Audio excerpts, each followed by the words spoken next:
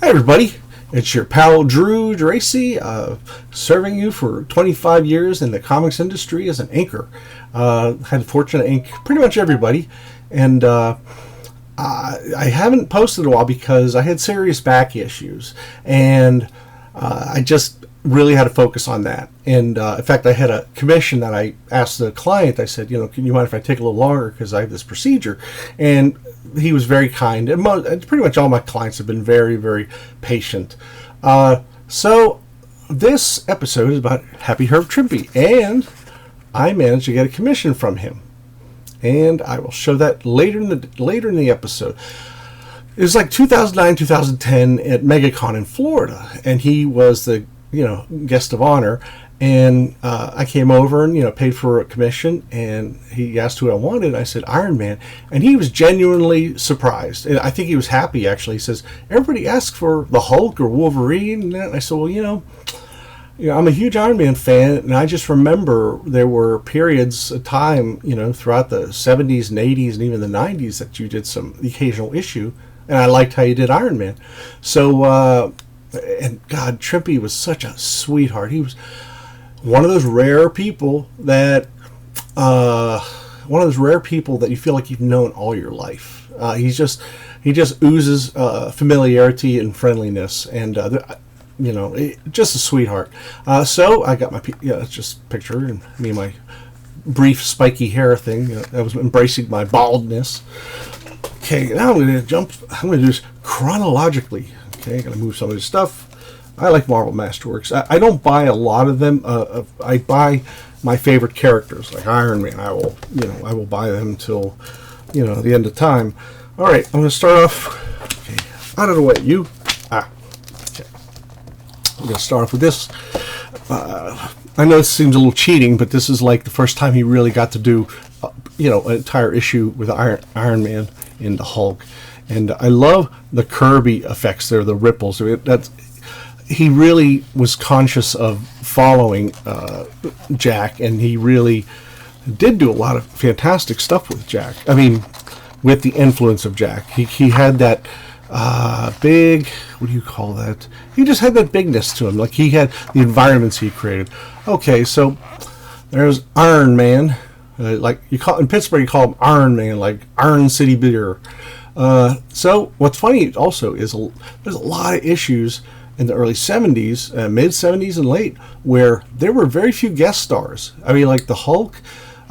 This is probably worth more because it has Iron Man in it. But today everybody cross-pollinates the characters. But it'll go like years before another character shows up, like Hawkeye, and then a year later the Beast or something. But all the old price guides, they say appearance of the Beast, cross over here. So it's hard for you youngins to relate to not these heroes not necessarily seeing each other all the time, but standing on their own for a long time, and that's what I kind of miss. It's like you don't have to make everything a jam session with characters. First appearance of Jim Wilson. He's a kid who's really on bad times, and he's his parents are gone, and he's in the slums, and he runs into Hulk, and Jim is kind of tunes in on Hulk, and he wants to be his friend because they're both kind of what do you call? Well, they're both. They're both outcasts in society, whether, if you're poverty stricken or if you're a big green giant. Anyway, and the other thing too about Jim Wilson, what really disappointed me though is, it was a good issue, but Jim Wilson,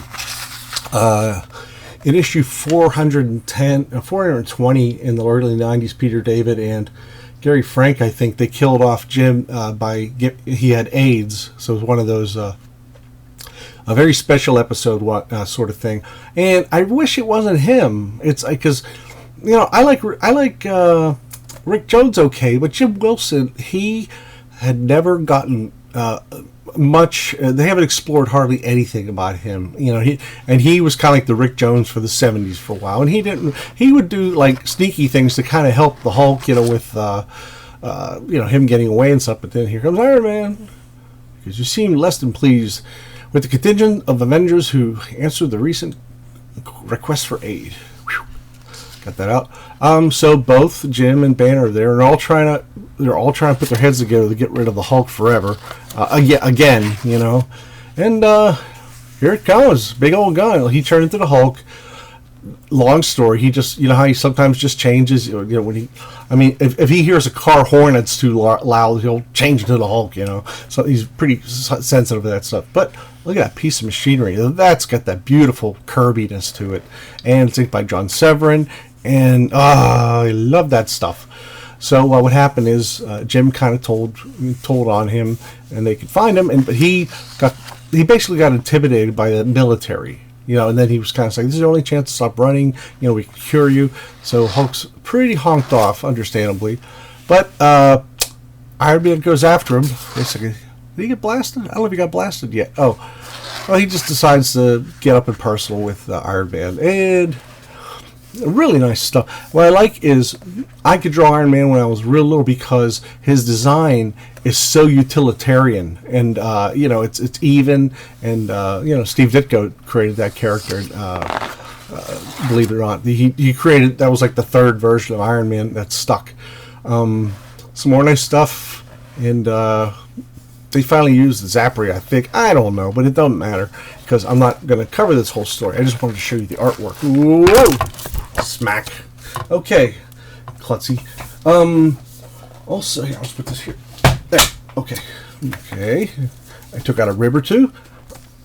Now, so this is the first time he'd done a fill-in issue for Iron Man on his own, and he penciled and inked it. And Iron Man was mostly George Tuska and others at the time. It kind of jumped around a bit, but so here, this is really cool. I get the very strong feeling that Herb Trimpe was given like a weekend to do this, because he does this incredible shorthand that's not necessarily what you associate with his work, but at first it's a little jarring, but then it's like, it's beautiful. It's almost like, you know, when people do that drink and draw and they sketch it, you know, it's almost like he's improvising as he goes along, and he's probably doing a lot of the detail in the ink stages. You know, he probably doesn't need to, you know, like the folds and the cloth and all that stuff, but it looks very different, you know, and he's just trying to meet the deadline. And I think of like when Kirby did issue 112 of Captain America,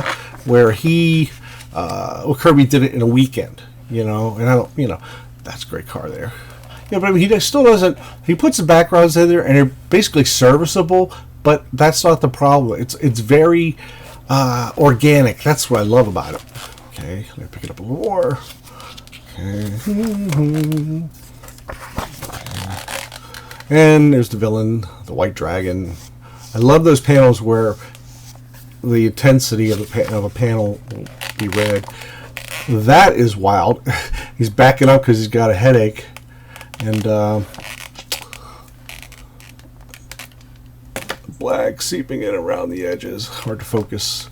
So I mean, you see, like, look at the face. That's very different. You know, he just, but it works in its own environment. This here is a Tuska piece inked by Jim Craig, and back in this era, the economy was crap, and they actually made half a page on pages 12 and 13. Okay, there it is. Whoop, 12. There's 13. That's crazy, huh? At the same time, DC was doing a lot of that crap too, where they would have like, you know, 3/4 of a page, and there would be an ad for, you know, Phantom Stranger or something. So you know, this is a lot of fun. I'm really digging it. And, you know, it's not anything frightfully original. You know what? It is in its own way. Maybe I'm being short-sighted. Yeah, like that cap face is a little wonky and such, but you know, it really has a strong feeling that Herb had to bang this out, you know, and he, like a lot of others, they could, you know, they were pros. I mean, they could turn stuff around, and if they were needed to do something, love that fall, and even, you know, it'd be kind of nice if there wasn't so much captioning going on. But at the time, I've said this before, I think the followers of Stan felt obliged to put in a ton of verbiage on each panel, you know, so they would simulate some of the stuff that Stan did with all the yappity yap yap yap, and also the exposition that tells you what you're looking at. But if somebody doesn't, whoop, that's George Tuska. Hey, buddy. So there's that. Okay. Okay. Out of way. Out of way. Okay. Now I'm going to jump over to zoop. Okay. Thank you for your patience. Yeah. Oh. Okay. I'm going to jump over here first. Now this is, it was announced that Herb Trimpe was going to be the permanent penciler, permanent artist, and that's such a funny term that I used to joke with a friend of mine, because permanent artist meant that the person was going to stay on the book for a long, long time, and Herb only ended up like for 6 issues, and then moved back to Tuska. I mean, just because there was musical chairs in certain books. It was a schedule problem. They might say, well, you're doing this next issue, but we need you to jump on this one to get it out to the presses. So, there's a welcome to Jack Abel. He does great stuff with really nice. And there's the nose. So many people hate the nose, but when I got into comics, first time I ever, blah, blah, blah, blinkety blink. First time I ever read a comic with Iron Man, he had a nose. And so I didn't have any preconceptions of what a terrible, image it made. And you know what? I still like the nose. Hey, everybody. So here's the thing. Here's the thing that makes me cuckoo. There was a while where... okay, here's what happened. Back in Tales of Suspense, Happy Hogan wore the Iron Man suit so he could be at the same place as Tony Stark instead of an LMD, which he did later. And he ended up getting, beaten the shit out of by the Mandarin. And then they used this thing called the Innovator Ray and Innovator. I'll talk about that in a minute. See? So, history's going to repeat. And it's a little disappointing, because Len Wein's a good writer. He doesn't need to repeat that stuff. But maybe, I don't know, maybe they liked it so much they wanted to do their own version. So they're like, hey, aren't you supposed to be a bodyguard? And he's like, holy crap, they expect me to rescue. So, he does a little bit of superhero stuff, but he's not familiar. And those crazy communist super apes. And he gets... That is something else. Sorry, boss, I guess I blew it. And that's Pepper Potts, screaming because her husband is possibly dead. Well, they kidnapped Tony Stark. And this, I mean, look at the different mood and the different stylizing that Trimpe is giving Iron Man. And, I mean, it's just got a whole fresh perspective on it. And, the Red Ghost. Another one of those characters that he was this schlumpy little guy, he'd lean over and, just was in terrible shape. But in the 70s, everybody updated their characters to be like super pumped and super huge, And just like Reed Richards had these giant muscles. And it wasn't until John Byrne came along that he decided to make their bodies match better. I mean, they made them leaner, because you can't see a scientist like pumping iron all the time. So, anyway, he puts on the armor just to fool Mr. O'Brien, Michael O'Brien, who's insanely crazy about the death of his brother Kevin by Iron Man's hand, according to him. So, that's really nice. Nice little stuff going on there. Love that. He does the old smoke bomb trick. He comes out. That is just cool. I love that. I love that. That would make like a great... I don't know, a month on a calendar or something like that. So, he's just kicking some motherfucking ass. And the inks are by Marie Severin, and I love her inks. They're just so different, and they're so distinct. Did I even show that? Bear with me a second, everybody. No, that's not the one. Okay. Thank you for your patience. And I love the little beady eyes he gives them, too. So they're I'm gone forever until next time. So, just like in Tales of Suspense, 78, 80 something, they put him on, what is the thing called? Oh, the Enervator. Now, my understanding is the Enervator is something that drains stuff off of you. It doesn't help you, but, it's semantics, but it's still odd. So Cappy turns into a freak once again. Big surprise. So it was kind of a drag. Only because, again, that happened with this guy named Eddie March back in issue 67, where Eddie March turned into the freak for a similar reason. Yeah, crazy. So love this art. And so, okay, he gets squoshed with the radiation and everything. I like this change in Iron Man's armor, and he has his back to us so you can't see his schnoz is gone. And this, he's laying down, and Marie Severin does her magic. She draws the bullpen in there. There's Len. There's John Verporten, who was the he was a production manager for Marvel for many years. Marie put herself in there. And there's Ron Wilson and a couple others. And it's just her gift of likenesses is what made her so special, because they would often use her in other places. So now he has this new suit up Gizmo, which is really kind of kooky. It's basically he's wearing his underoos, and then they transform into iron somehow. I don't know. I mean, but you could kind of retcon this and say this was what's that stuff they use? The machines that make themselves. So nanobots. Love that. And there comes the freak. They call him the freak. Saddest thing on 2 feet. That, I love that pose where machinery is kind of squanching around him. I'm going to go a little faster because okay, there's George Tuska at Hannigan cover. Yes, cool stuff. I love Iron Man. Okay, now, that's the end of him for a little bit until this fill-in issue. Issue 112 was the final issue by Bill Mantlo and Keith Pollard, and it was really, really cool. It had a nice payoff. And so this fill-in is by Trimpe. The cover's by John Romita Jr. and Bob McLeod. Beautiful. It looks beautiful. And the first 3 pages here are by Keith Pollard. It established Stark Industries, or Stark International. And then you get the Trimpe action going. And he says goodbye to Jack of Hearts, who was kind of his apprentice for a year.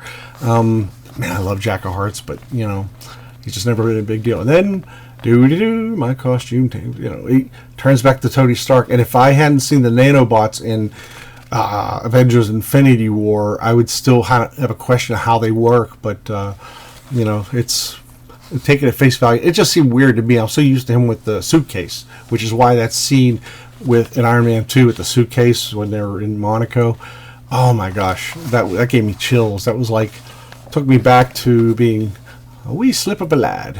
Here comes the unicorn. And it's such a silly name, but they made him a pretty cool character. I love that. Who's inking this stuff? Who's inking? Joe Rubenstein. Yeah, nice stuff. And I'd love to ink him on a regular time. So there's this big character's been teased forever, and it turns out to be Titanium Man. Spoilers from 40 years ago. But it just sort of it went from one writer to another, and they just trying to pass the buck. Okay. And then, Unicorn's attacking Iron Man. He blasts the... Oh, you kooky dogs. Anyway, he's going to try and hit Iron Man from behind, and so Iron Man ends up magnetizing the other one, and he gets sandwiched. Look at that. Totally demolished. So, hold on, I gotta shut the door, okay? Everybody wait. Mind your posts. Okay. Okay. La la la da. Man, do I have a beautiful singing voice or what? Alright. Okay, that was a lot of fun. And then there was a Keith Giffen fill-in after that, and that was really interesting too. He's another guy I'd love to ink. What was it? Then the next issue was it was not inked by Bob McLeod. No. not inked by Bob Layton, but it was co-plotted with David Michelini. Their partners were in Star Hunters in DC, and it got really popular. They became a good team. But Dan Green inked that issue, and then the next issue, it was Bob Layton from then on. Now, this is a Bob Layton cover. He just recently posted this on Facebook. And Menace of Magma. Watch out for Magpa. He won't cotton anything you do either. But it's a cool design. I don't know if maybe he designed it or did... it might have been Trimpe, because Trimpe, I said, he could do characters very utilitarian fashion. This is inked by Mike Esposito. Now, here's what I like. Once in a while, Herb gets a plot in there. He's plotted other stuff in the past that I've liked. And so, they go over the usual thing. Wow, look at that wall of information. But, back then, comics were monthly, and every friggin' issue that Spider-Man was in, you had to have J. Jonah Jameson lose his shit, and you don't even know what his problem is. And then, of course, Joe Robinson, Joe, he kind of calms him down. I keep thinking of his son, Hobie, but it's Joe Robinson. So... But there's some beautiful stuff going on there. Stark came up with a new big old metallic gizmo thingy that senses tectonic plates shifting and earthquakes, even across the continuity, across the continent. And all of a sudden, things are getting ugly. They're just totally shitting on Stark's day. So here comes Iron Man. Iron Man, I was just in the neighborhood, and don't talk, listen. Hold that machine back. And he takes care of that. And he says, sorry if I was a bit gruff, but I did appreciate the help. But, that's what I like. It's like Iron Man is, he's the boss. I mean, he's used to being a boss. But love that. I love that pose. That's just so damn cool. They're heading off to this Kirby-esque vehicle. But they're boring through the ground. And they run into this equipment here. I don't mean to be a dick, but it's like the perspective is a little odd on that. But that's, it should be a lot thinner here. Who cares? Trimpe rocks. His worst stuff is better than my best stuff. Always. So I should even... Ella just stood out to me. But, you draw 1 million pages. There's going to be a couple that are kind of... not quite on. Okay, they're having a good time taking care of the minions, not the little yellow guys in denim. But there's Magma. Now that is definitely a Trimpe design, because that looks like a character that stepped out of the Hulk, easily, because he was just doing some really great, a lot of great characters, and and what I like is the clarity of the art. You look at this stuff and you never question what you're looking at. So, he plotted this. And a lot of people would plot their own comic, especially these days. They would say, oh, well, it takes place in space and there's no backgrounds, and blah, blah, blah, But, he didn't puss out on that kind of stuff. I mean, he co-plotted it, and, he did his amazing work on it. So, more Trimpe. Huzzah! Okay. And there goes Koch, Mayor Koch. I can never figure out if he was beloved or disliked or whatever, but he always seemed like an interesting character. Okay. Okay. Now that's a while we've had for, we haven't had Iron Man in a while. Iron Man.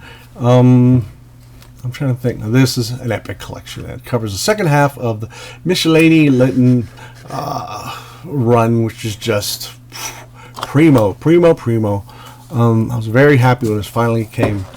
Well, after issue 250, which is going to be printed in the Iron Man Marvel Masterworks, which is coming out in a few weeks, this being late November 2020.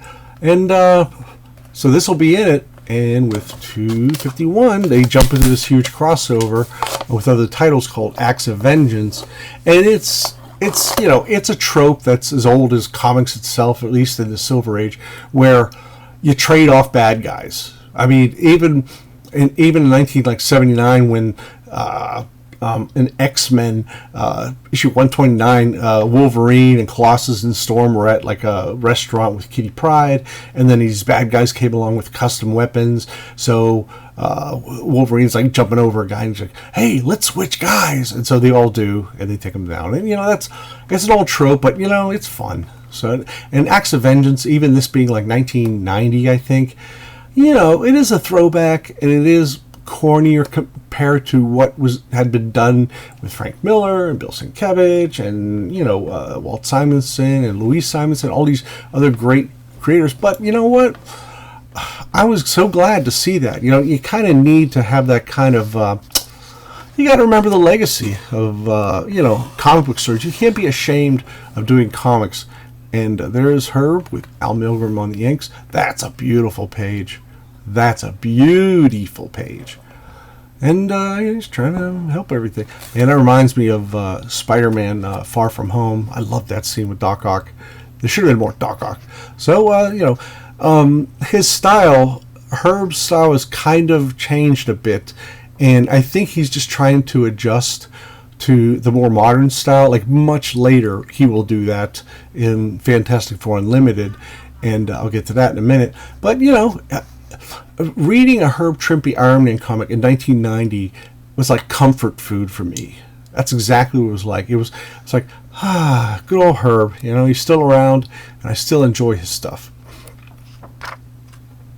And there's, I don't know why he thought he had the wrecker, and I gotcha. Good shot. And more goes on. And it's neat to see foes change up when it's just interesting. I mean, they used to do that quite a bit, but more the same. Herb, and this looks a little rushed, but that's okay.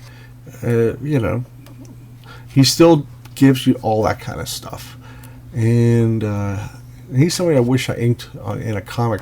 Okay, I'm gonna skip up here because it's awesome, Gene Colan and Bob Layton, but that's not what we're focusing on. He didn't do this cover, but there it's Herb Trimpe artist, and it's got the Crimson Dynamo, and this character I never thought we'd see again. It is the Devastator, and he's been updated a little bit. Like, that's how you recognize him. He had a little more yellow in his suit before. But if you look at Iron Man like 186, that's where the Devastator shows up. And I thought he died at the end, but I guess I'm mistaken. Or, he had a comic book death. So, I just love it. The two of them facing off, and Iron Man's in the middle. And he's inking himself on this stuff.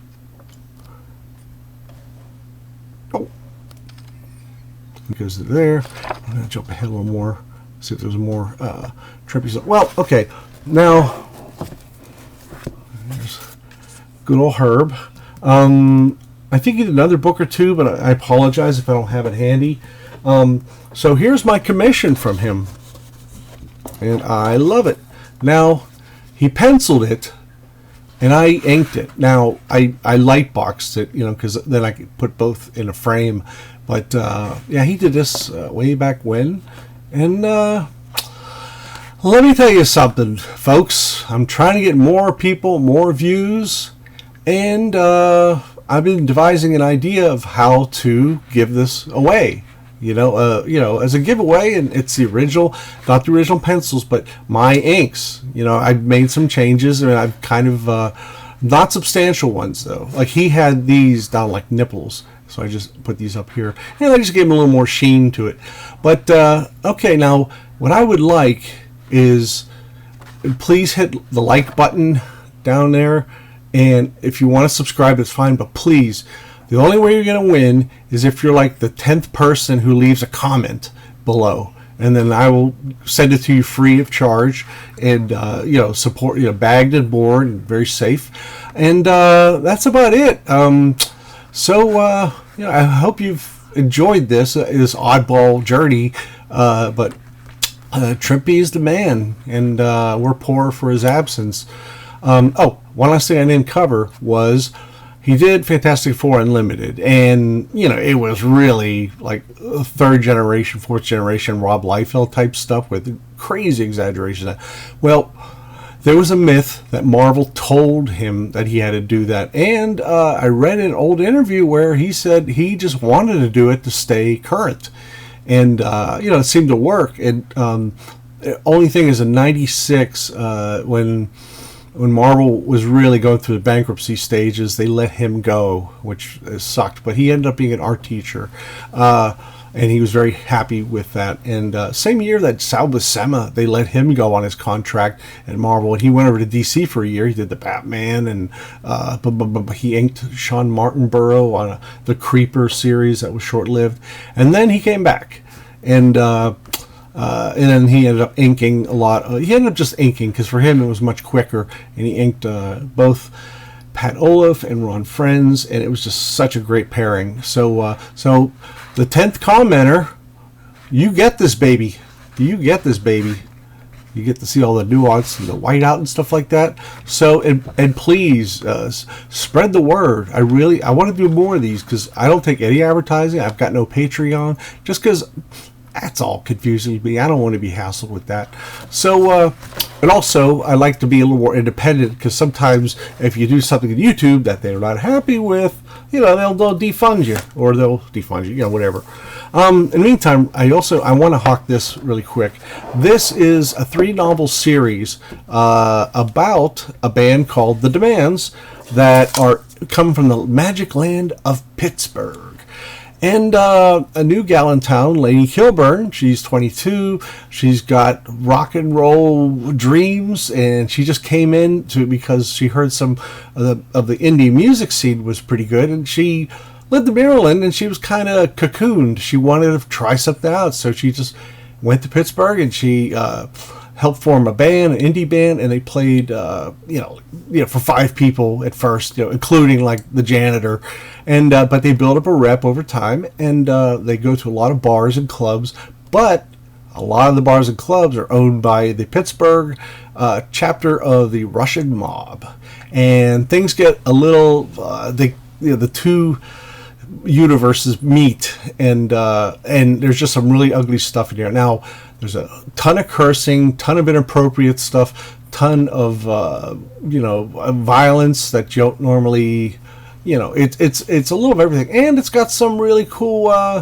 it's got a lot of coming of age with Lainey. It's like she's finally found herself, and she's like living on rice and beans, but she's happy. So this I did myself. I was in downtown Pittsburgh at the Strip District. I made this. I didn't put it there, but this was on the telephone pole in front of our house, and got photoshopped in there. And here's the third one. And they're short. They're 200 pages each. You could read them in a weekend. And there's only 3.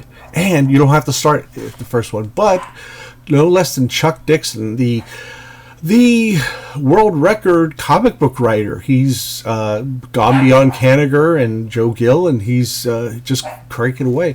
Terse and funny shotgun prose that reflects the attitude of the people it portrays, layered characters, and a strong ensemble cast that surround and antagonize. Lead character Lainey. These people live and breathe on the page is brought to you by Tracy. That's me. Oh, shush, crazy poos. Daddy's trying to hawk himself right now. This is the most important part.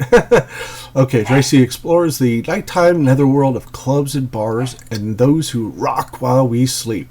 And Chuck, co-creator of Bane and Levon Cade series. Rock and roll is dead, and she's next. That is the hook. The FBI are messing with her. She's got her manager, a bitch. There's a hard relationship with that, so she feels outgunned, and but she will beat the odds on her terms. I don't know if I'm being redundant, but so yeah, they're like $8 on Amazon, but on Kindle Unlimited they're free, and you can also, all 3 books have a preview on Amazon that can show you the first chapter or 2 before you make a purchase. Okay, now down here please hit like, and I want to hear see how fast people can put in the 10th comment, and there's no double dipping. You know, if you're Johnny Satchmo or whatever, and you decide to post the third time or whatever, no. It has to be 3 different people. So, you know, recruit some people. You know, I'm busting my gut. I actually spent a couple days thinking about this kind of stuff, and so hit the like and subscribe, and I love you all, and I will be back before you know it, okay? Because I'm feeling a lot better, and thank you for all the well-wishing and the prayers. Anyway, have a good day, everybody.